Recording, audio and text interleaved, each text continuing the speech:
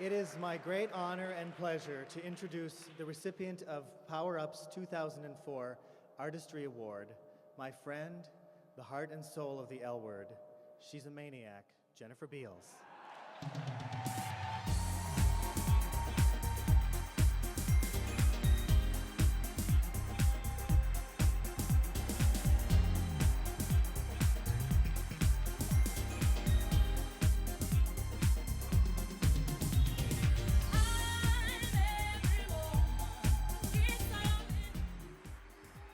Thank you so much.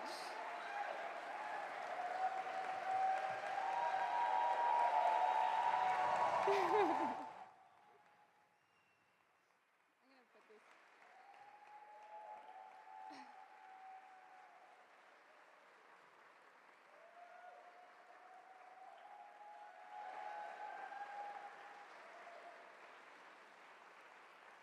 I'm really tired, so I might start crying and mistaking this for group therapy, so please forgive me. I wanted to thank Power Up so much for this wonderful honor, and I wanted to thank Colette and Teresa who put together the video, and I wanted to thank them for overlooking my other movies like Terror Stalks the Classroom and Turbulence 2, Fear of the Mortgage Payment, Fear of Flying. So thank you to them, and I wanted to thank my friends at Table 10 for sticking it out. Larry Kinnar, my manager Scott Bankston, my agent Todd Eisner, and my publicist David Lust. For me, I think I am an actor because I've always loved being part of a story. When I was a young girl, when my mother would tell me a bedtime story, I would just beg her to make me a character in the story. Please put me in the story, I would say. And as a result, when she wasn't reading Greek myths to me, she would make up these stories with me in them. Jenny walked through the forest, Jenny fought dragons, and in another more practical story, Jenny always counted her change when she went to buy milk from the store. There were a variety of fictions. I think from an early age, we all see our life as a narrative, and the narratives to which we are exposed oftentimes shape the narratives we create for ourselves. Through our imagination and through the exposure to the imaginations of others, we are constantly in the process of creating ourselves. And as I got older and I was more aware of television and magazines, I searched for images of girls that looked like me. And as a biracial girl growing up in Chicago, there wasn't a lot there, positive or otherwise. I had Spock, and that was kind of it. And I think my theme song was Cher's Half-Breed. As for being female, the only women who had any kind of power were either witches or scantily clad blonde genies who were running around furniture to escape certain rape from some horny guy, which was really weird. And in that case, I thought I'd choose being a witch. Somehow my story just wasn't there. I was too young to start reading Faulkner. I hadn't seen Imitation of Life, and so I wasn't aware that I was supposed to be this insane, oversexed, tragic mulatto gal. Certainly, my otherness was sometimes so palpable, it was a wonder that anyone could see me. I was that invisible, and certainly when society fails to write your story, there is an unspoken message that the story is not worth telling. And yet, somehow, I don't know, I think maybe it was the Greek myths with all the powerful shapeshifters and half-human, half-beast deities, or the Jenny Makes Perfect Change storyline, I don't know. I thought perhaps, just maybe, I was different for a reason. Like it wasn't some horrible mistake to go completely undocumented in the world. As an actor, I have been very aware of the stories of which I'm a part, and as an actor, I have been very aware of the times when I am able to play the other and happy to have those opportunities, the majority of which have come from Showtime. And when I met with the producers of, yes, when I met with the producers of the L Word, led by Eileen Chaikin, to talk about the show, my character Bet was initially not biracial.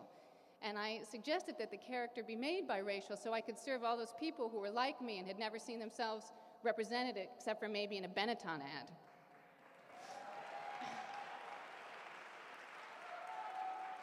Eileen embraced the idea because she is that kind of spirit. She knew that I, too, wanted to feel a sense of belonging, not just belonging in a corporate sense, but belonging in the true sense, both as an individual and as a part of her story.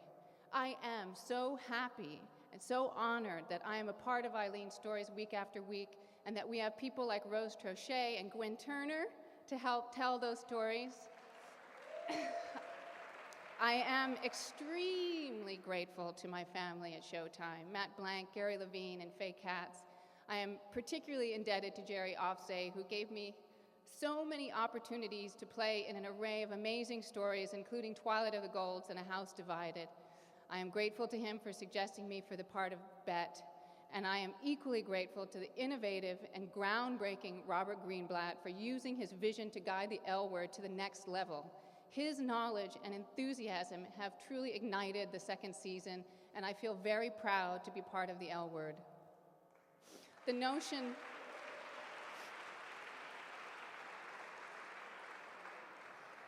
that I'm a part of a narrative where I can offer up some sort of mirror, however imperfect, to someone who may have never before seen themselves represented is very exciting. To know that you exist, and then to know that you exist in a larger, beautiful context, and then finally to know that we all exist as one larger extended group is very fulfilling. To elucidate those connections that lead us all into the state of belonging to the family of humanity is one of the things the L Word strives to accomplish. To love, to love, to love, to love, even when you think the heart is exhausted by anger and fear and hurt and disappointment and the latest presidential election. To love, that is the task which connects us all.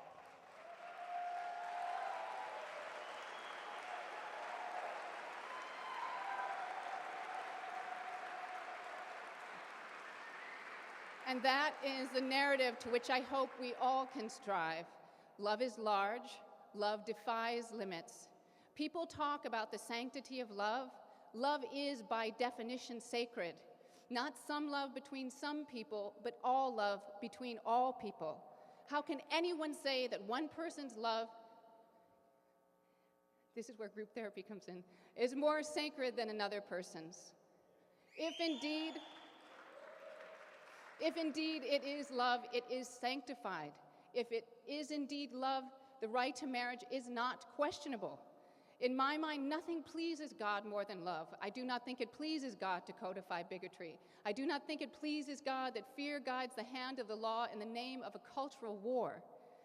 Desmond Tutu once said that the great problem of our age is one of belonging. Who is the insider and who remains on the outside? Who will exact the spoils and who will suffer? These groupings are realities, but they are also fictions put forth by people who benefit from the politics of division. The audience who watches the L Word are a diverse group. And what does that mean?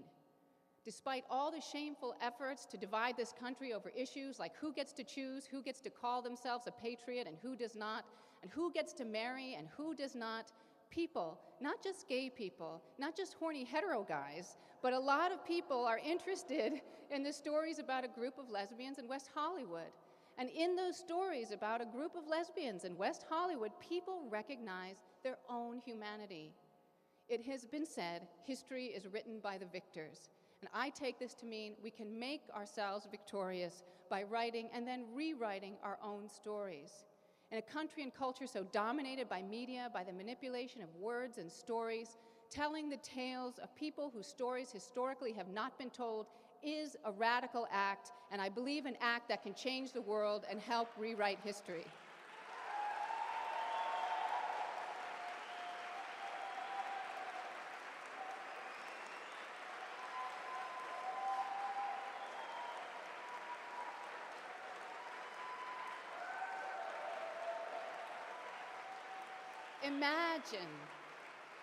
Imagine if all of our stories were told. Like the chart on the L Word, one day all the narratives would intertwine and we would discover the power of our collective imagination. And we would see that to be victorious is not to have won simply for your own sake, but for the sake of others. Again, I thank Power Up for the encouragement. Good night.